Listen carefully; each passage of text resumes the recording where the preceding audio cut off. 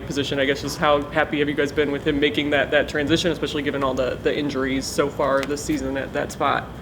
Just really proud of Sione for lots of reasons. When he's 3 years of his progression is just amazing. Working together, how he works with players. So the first year is Sam and Will, and he's learning, and he got better as the year went on. Last year, he was just dominant at his Sam position and just kept getting better and better.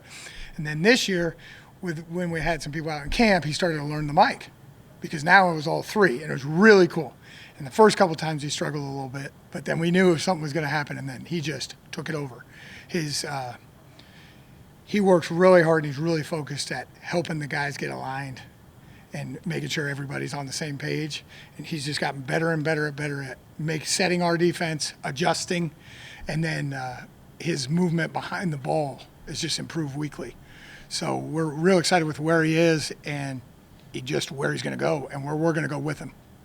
Has there been a big difference for him, like from last season to this season? I mean, watching him, he's just flying all over the field. It seems like that he's sideline to sideline, but has there been a big change in him that you've noticed, or just a natural progression? Well, I think Sione, when we got here, really learned how to build his body, build his mind, how to study, how to do the NFL preparation week by week, just becoming a pro.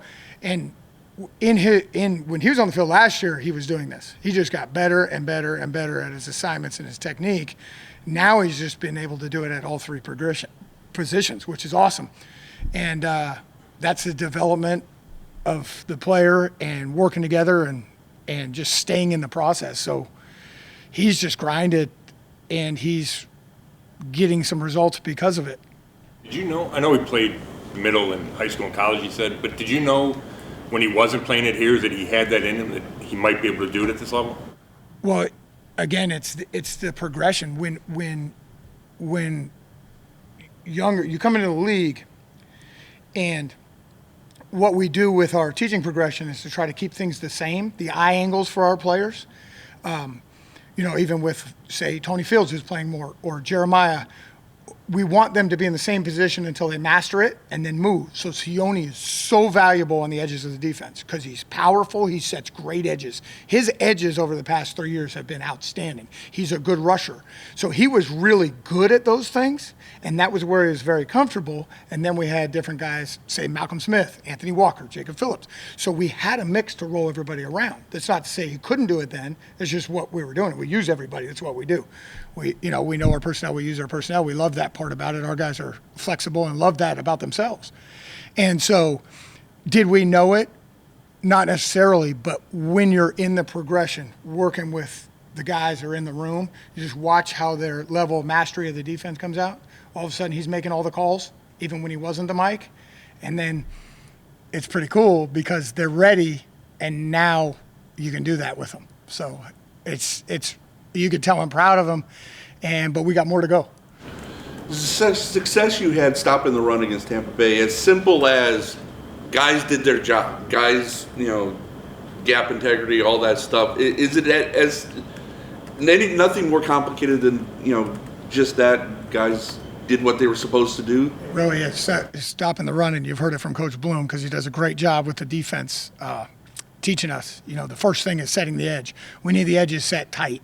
And then it's building the wall. That's everybody else getting there, all right? And then it's getting off of blocks. So some of the things we're doing better is playing with length away from blockers and getting vertical off of blocks. I'm giving an example of a rip, my elbow all the way to my ear. Sometimes you throw a rip like this, big guy's going to grab you, right? You get a rip all the way up and you get vertical. You can see I'm getting excited about it, okay? So we're improving at the basic fundamentals. Now, we got to do that right, one play at a time, every single play. We got to keep our grind. We got to stay the course on that. But we're improving in that, and some of that started to show in the last football game. And we're going to need more of it this week. It's frustrating because you go back through the season and, especially early on, you guys were good against the run, against Carolina, against the Jets, even Pittsburgh. It's when it goes bad, it goes really bad. Is there a certain frustration that with that inconsistency? Right now, we're focused on going 1-0 this week and building on what we did. Now, when do we go back? What do we use that for? We got to know ourselves. So plays that have hurt us, whether it was one or two people out of a gap or not straining, we're practicing those plays as we prepare for the next opponent. Because that's what they know. They see our video. So that's where we go back. We go back and say, how do we do this better? Is it the call? Is it the technique? And most of the time in football, there are no perfect calls. There's only perfect execution.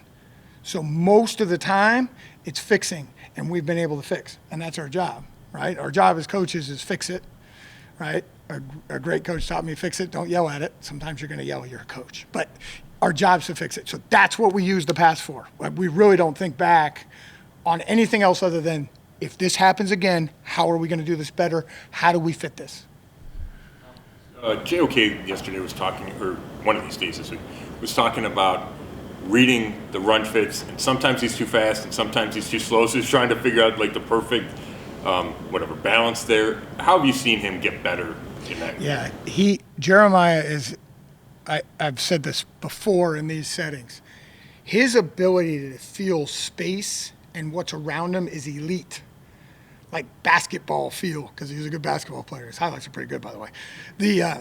His feel for space and timing is elite. He picks up little movements that most of us are just like, whoa, you saw it? Because sometimes I'll say, what'd you feel? He said, I saw this guy move his hand. I'm like, okay.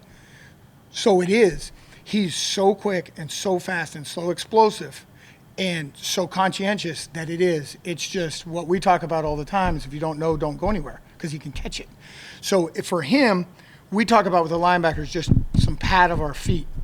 So you pat your feet until you know. And every once in a while, he'll feel one of those things and he starts moving. And that can be his greatest strength, but it can also be his weakness. So he was better last week than he was the week before when he came back off the injury of that. Control until he knows.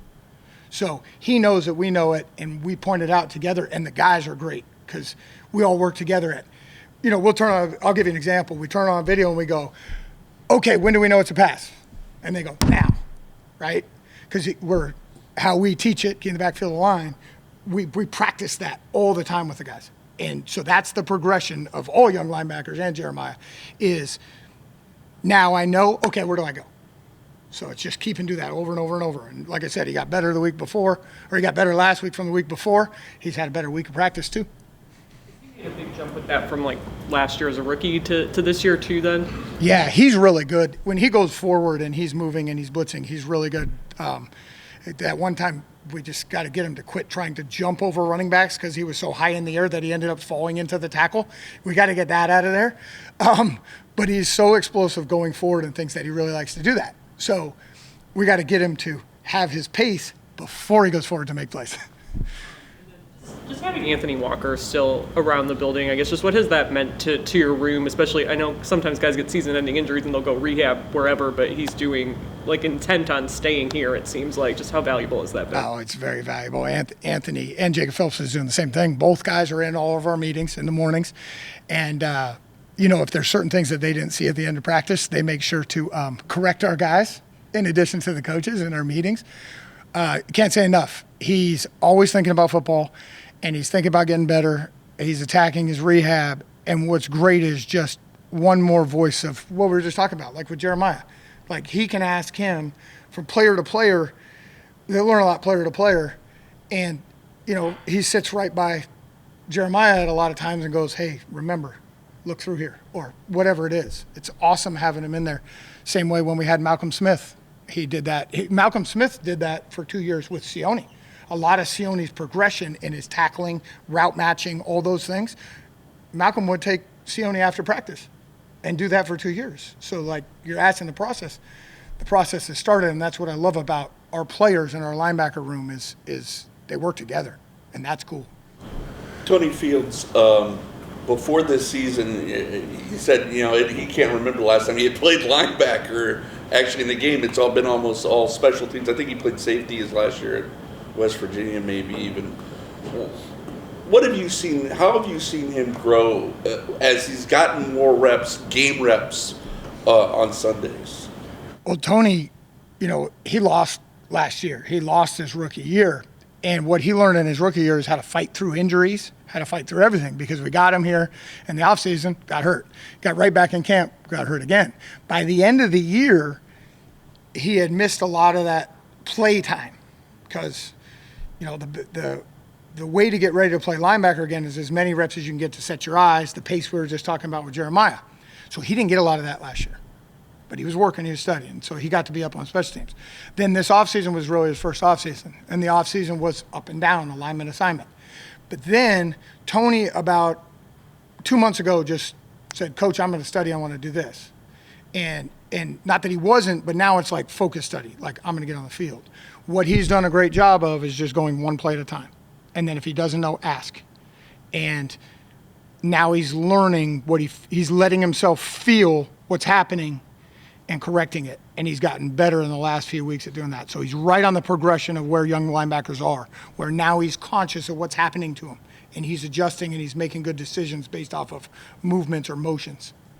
Jordan both have had to step up over the last, coming out of the bye especially. I mean, Jordan I know had a big game in Miami, and Tony the last couple of weeks has seen a lot more reps. Just is it almost kind of tossed you kind of push the baby bird out of the nest, and you kind of force them to fly a little bit in a situation like that, where like, look, you got to go out there and make plays. I mean, it's put up or shut up time for guys like that. Well, it's funny you say that because we put a reef up in the spring, and we've had baby birds on our front door both times since we moved to Cleveland, which is really awesome. And then so we get the video on them, watch them grow up. So that's funny. It made me laugh. But with Jordan, he's just been amazing since he got here. He's learned all the positions, and you'll continue to see him in certain roles on defense and, of course, special teams as we go through. He's going to play, and he's got to know them all, which is not easy, but he does. So you'll see him. With Tony, it was the progression. It was when he was able to, when he feels something in a play early, sometimes, I don't know, Coach, I just did this. Where now it's like, yeah, I saw this. I set the edge right here, then I shed it, and I did this, Coach. And I'm like, you got it, do it again. So I guess when they do that, yeah, they're out of the nest. But when they get conscious of what they're doing is the way to say it. You know what I mean? So I like that. That's good.